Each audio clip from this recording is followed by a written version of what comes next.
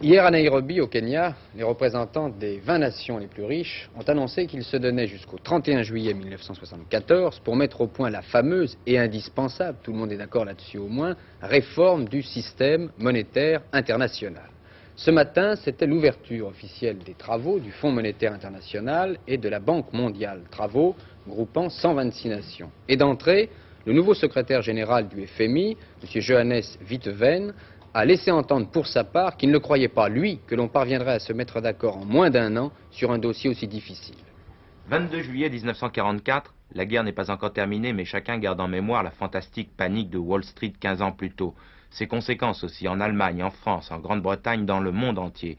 1944 donc, les pays occidentaux, les pays les plus riches, se réunissent à Bretton Woods et décident de créer un Fonds monétaire international, le FMI, une des filiales de l'ONU. En fonction, depuis le 1er mars 1947, le Fonds monétaire international compte aujourd'hui 126 participants, siège social Washington. Le rôle du FMI, dans les principes du moins, un rôle moral, une sorte de code de conduite monétaire. En principe, aucun pays n'a le droit de dévaluer ou de réévaluer sa monnaie sans en avertir le conseil d'administration du FMI. Fonction de caisse surtout. Caisse alimentée en devises ou en or par les versements des États membres, cotisations variables suivant la richesse du pays. Ainsi, avec cette caisse, un pays en difficulté peut demander au FMI un emprunt.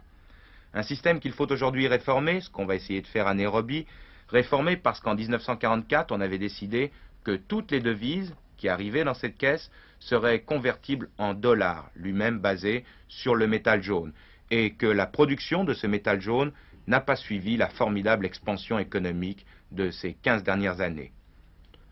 Parallèlement au Fonds monétaire international se réunit également à Nairobi la BIRD, Banque internationale pour la reconstruction et le développement, créée aussi en 1944, dont la filiale, l'IDEA, prête aux pays du tiers-monde à long terme, en général sur 30 ans et sans intérêt. Avertissement de son président, M. McNamara, dès l'ouverture. Si les contributions des pays riches ne sont pas débloquées dans les plus brefs délais, l'IDEA fermera ses portes le 1er juillet.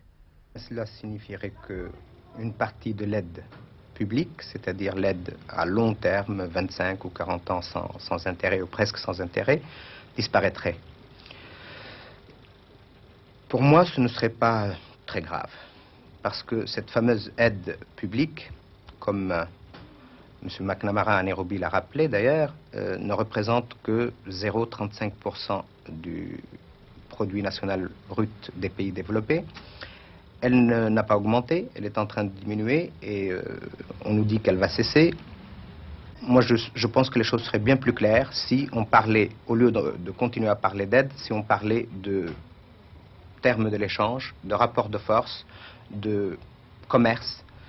Et si, au lieu de faire appel au sens moral, à la charité, on faisait appel aux intérêts bien compris des uns et des autres.